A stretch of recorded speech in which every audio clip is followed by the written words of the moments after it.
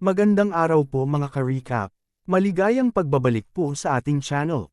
Atin naman pong ipagpatuloy ang kwento ni Baphomet. Pumasok na nga si Minwoo at si Hunter Goblin sa isang malaking kwarto. Sinubukang kausapin ni Hunter Goblin si Minwoo pero alam na pala ni Minwoo ang pinaplano ni Hunter Goblin kaya bigla niya itong inatake. Nakaiwas naman ito pero nasugatan ang kanyang kanang mukha. Sinabi ni Goblin na mukhang hindi baguhan si Hunter Baphomet. Para kay Minwoo, si Hunter Goblin ang lumapit sa kanya na may motibo. Maganda daw ito dahil sawa na siya na makipaglaban sa mga monster na walang utak. Kaya ang ulo naman daw ni Hunter Goblin ang kanyang bubuksan. Nalaman na kaya ni Cha Minwoo ang tunay na pagkatao ni Peacemaker? Bago pa pala makapasok sa kwarto ay kinausap ni Hunter Reaper si Minwoo. Nagpadala ng pribadong mensahe si Reaper sa kanya gamit ang system. Pinaalam niya kay Minwoo na si Hunter Goblin ay hindi opisyal na hunter at hindi siya rehistrado sa gobyerno. Naintindihan ito ni Minwoo at sinabi na napansin niya ngang may kakaiba sa babaeng ito. Biglang nilapit ni Minwoo ang kanyang mukha kay Hunter Reaper na siyang kinagulat naman ni Reaper. Niyaya niya si Reaper na kumain silang dalawa pagkatapos nila dito sa tower. Hindi alam ni Reaper kung ano ang sasabihin. Sa loob na nga ng kwarto ay patuloy na naglaban si Minwoo at si Peacemaker. Halos mga baril ang sandatang ginagamit ni Peacemaker habang kay Minwoo naman ay pabago-bago depende sa sitwasyon. Mabilis din na naiilaga ni Minwoo ang mga balang pinapakawalan ni Peacemaker. May mga pagkakataon na muntik makakuha ng tsansang makabaril si Peacemaker pero agad itong naiiwasan at nasasangga ni Minwoo. Ganoon din si Reaper. Mabilis din siyang nakakaiwas kay Cha Minwoo ay ang isang katangian niya ay mabilis din siyang nakakapagpalit ng sandata. Nagkasalubong ang suntok ni Minwoo at ang sipa ni Peacemaker kaya napa-atras silang dalawa. Napansin ang ego weapon ni Minwoo na nagpapalit din ng sandata si Peacemaker pero hindi siya gumagamit ng ego weapon. Sadyang mabilis lang daw talaga siyang magpalit ng sandata mula sa kanyang inventory. Napag-isip-isip ni Minwoo na isang illegal hunter ang kalaban niya. Gumagamit siya ng iba't ibang program para hindi mahuli ng gobyerno. Napansin ito ng ego weapon at ni Minwoo, na hindi ito ang unang pagkakataon na ginawa ito ni Peacemaker. Marami na siyang napatay na mga tao. Tinanong ni Minwoo si Peacemaker kung siya daw ba ang dahilan kung bakit ito pumasok sa tower. Tama daw ito sagot ni Peacemaker. May kailangang tapusin siya na trabaho at ito ay may kinalaman kay Hunter Baphomet. Kinumpirma ni Minwoo kung nandito daw ba si Peacemaker para patayin siya. Tama, sagot ni Peacemaker. Ipinaliwanag niya kay Minwoo ang dahilan. Nakatanggap daw siya ng request para iligpit si Hunter Baphomet. Pero may kondisyon bago niya tinatanggap ang mga request, at ito ay kung gusto niya ang target o hindi. Pero nasasayangan siya dahil ayaw niyang patayin si Hunter Baphomet. Iniisip ni Peacemaker na tanggalin lang ang mga delikadong katangian at kakayahan ni Baphomet at hahayaan niya itong mabuhay. Ito daw ang ginagawa ng kanyang lola. Palaging sinasabi daw ng lola niya na ang mga laruan na may buhay ay mas nakakaaliw kaysa sa mga walang buhay. Kaya plano niya daw na dalhin si Hunter Baphomet ng buhay sa kanyang bahay at aalagaan kahit wala na daw itong mga braso at binti. At itatanim niya daw sa isip ni Hunter Baphomet na ang kanyang master ay si Peacemaker. Bigla niyang inatake si Minwoo. Tinanong ng ego weapon si Minwoo kung ano daw ang gusto niyang sandata. Sa isip ni Minwoo ay hindi uubra ang malaking sandata dahil maliit ang espasyo. Kailangan niya ng katamtamang laki pero kayang masangga ang mga bala. Binalaan ng ego weapon si Minwoo na malakas ang babaeng ito kaya mag-ingat siya. Sinabi ni Minwoo na wala pa ang lakas ng babaeng ito sa lakas ni Raven. Naging dalawang axe ang ego weapon at agad na tinadtad ng atake ni Minwoo si Peacemaker. Sa isip ni Minwoo ay hindi niya iniisip na matatalo siya sa babaeng ito. Muntik na matamaan ni Minwoo si Peacemaker sa mata pero nakaiwas ito. Napansin ni Peacemaker na nagbago ang mga tingin ni Minwoo. Sinabi ni Minwoo na mali daw na tawagin siyang laruan ni Peacemaker. Dahil ang magiging laruan daw ay hindi siya kung hindi si Peacemaker. Mabilis na nakarating si Minwoo sa harapan ni Peacemaker. Inatake niya ang babae pero agad itong nakaiwas ulit. Naharangan niya ang mga atake ni Minwoo gamit ang kanyang baril pero napangiti lang si Minwoo. Sinabi ng babae na mukhang mas lumakas pa si Hunter Baphomet kaya kailangan niya na din seryosohin ang kanilang laban.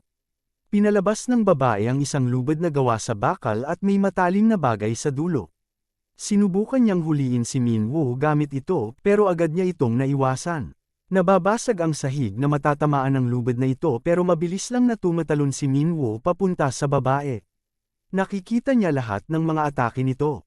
Sa isip ni Minwoo ay mas naging kalmado ang kanyang pag-iisip matapos makatagpo at makausap si Raven. Sinubukang lumapit muli ni Minwoo sa kay Peacemaker gamit ang kanyang bilis. Nawala si Minwoo sa paningin ng babae pero nasa likuran niya lang pala ito. Sa isip ni Minwoo ay hindi siya matatalo. Nataman nga ni Minwoo ng kanyang sipa si Peacemaker. Naiinis na ang babae at sinabi na mag-e-enjoy daw siyang paamuhin si Hunter Baphomet kapag nahuli niya ito.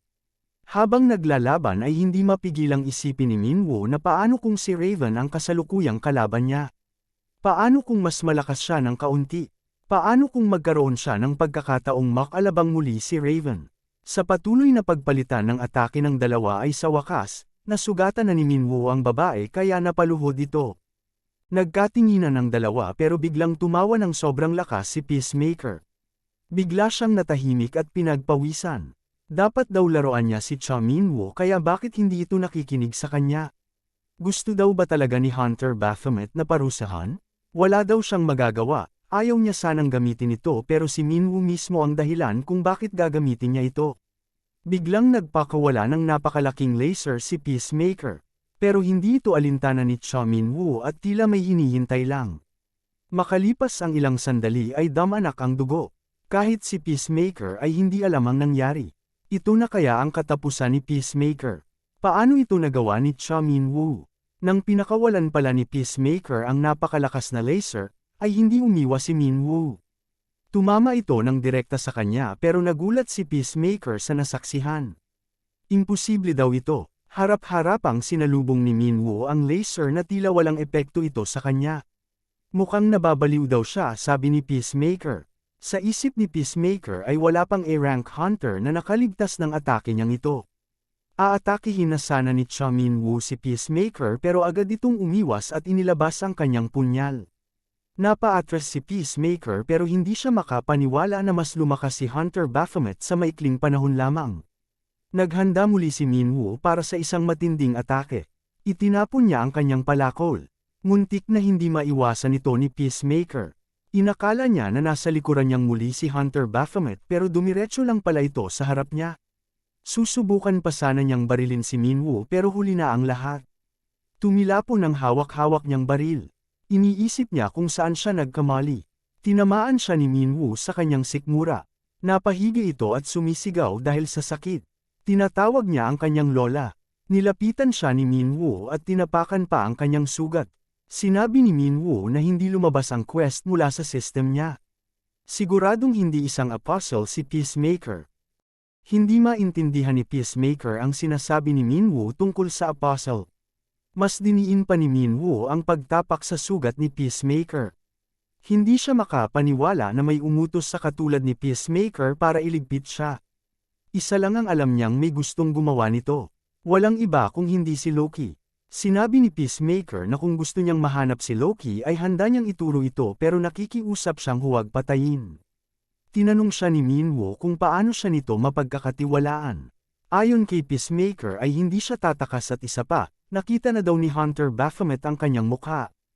Maaaring siyang patayin ni Hunter Baphomet kapag hindi ito naging tapat sa kanilang kasunduan. Patuloy na nakiusap si Peacemaker.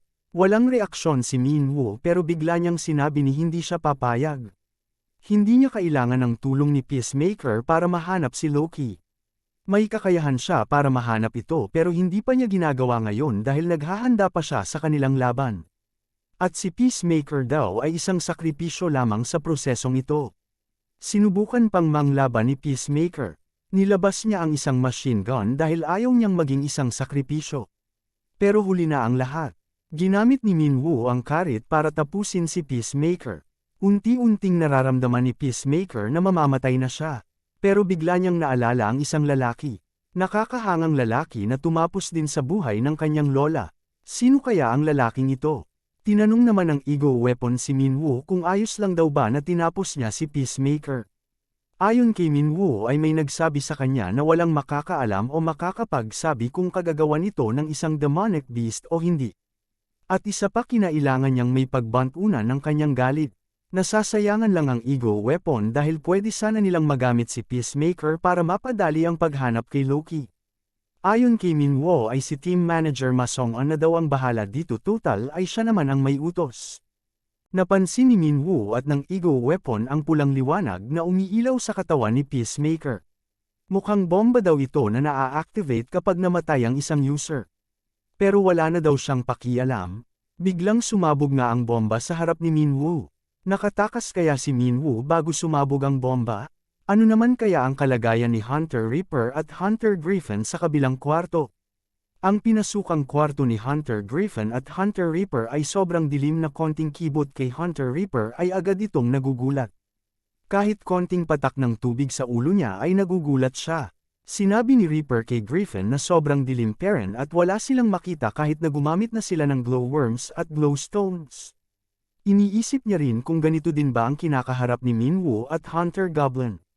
Pero ang tunay na inaalala ni Reaper ay kung maayos lang ba ang kalagayan ni Minwoo kasama si Hunter Goblin. Iniisip niya rin kung ano ang ibig sabihin ng sinabi ni Minwoo sa kanya. Ito daw ba ay assurance lang na makakalabas siya ng buhay sa kwarto o talagang interesado si Minwoo sa kanya? Pero hindi niya daw type si Hunter Baphomet. Napansin naman ni Reaper na tinitingnan ni Griffin ang kanyang system.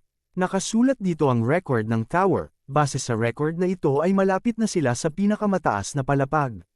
Sa isip ni Reaper ay magaling daw at matalino si Hunter Griffin, pero bakit hindi pa rin daw siya makaakyat sa S-rank? Habang naglalakad ay napansin nila na may pinto sa kanilang harapan. Unti-unti itong bumukas at namangha sila sa nakikita. Isang amusement park. May mga taong namamasyal at mga batang naglalaro. May mga rides din na parang totoong amusement park. Isang virtual reality na naman daw ulit. Napansin nila na may babaeng sumisigaw at nakikiusap sa isang lalaki, humihingi ito ng isang pagkakataon at sinasabi na wala siyang kinalaman sa taong tinutukoy ng lalaki. Mukhang isang pelikula ang nasa harap nila. Nainis si Reaper dahil hindi man lang pinakinggan ng lalaki ang babae sa kanyang paliwanag. Ito daw ang problema sa mga romance dahil ang mga hindi pagkakaintindihan na mareresolba sana sa simpleng usapan ay pinapahaba pa ng writers o direktor ang kwento ng walang matinong dahilan. Biglang may nagsalita na kinagulat nilang dalawa. Ito din daw pala ang tingin ni Reaper sa mga romance. May isang malaking cube na nahulog at nabagsakan ng lalaking nasa pelikula. Nawalan ng lakas ang babae dahil sa nakita kaya bumagsak siya at napasigaw ng sobrang lakas. Nagtinginan ng ibang tao sa kanya. Nagpakita na ang semi-boss ng tower. Akala ng ibang taong naroroon ay isang palabas lang ang nangyayari. Sinabi ng semi-boss na naboboryong na siya. Bigla siyang nagpakawala ng malakas na aura at lahat ng taong nandoon sa amusement park ay nawala. Hindi lang ang mga tao kung hindi ang buong amusement park. Dumilim ang kanilang paligid at wala silang makita. Bigla namang parang may dumampot kay Reaper kaya napasigaw ito. Hinanap siya ni Griffin pero walang maramdamang presensya si Griffin sa paligid niya. Nagsalita ang semi-boss at sinabi na kompleto na ang magiging cast ng kanyang esteryang gagawin. Nakakulong si Reaper sa isang birdcage. Sinabi ng semi-boss na sawa na daw siya sa mga kwentong gawa ng tao kaya ang kwento naman daw nilang dalawa ang kanyang panunuurin. Biglang lumabas ang quest, tapusin si Jezebel. May liligtas kaya ni Hunter Griffin si Reaper? Alamin po natin yan mga ka-recap sa susunod na mga kabanata. Maraming salamat po sa panunood at sana po ay nagustuhan ninyo. Please like our videos po and also subscribe to our channel. See you soon. Bye!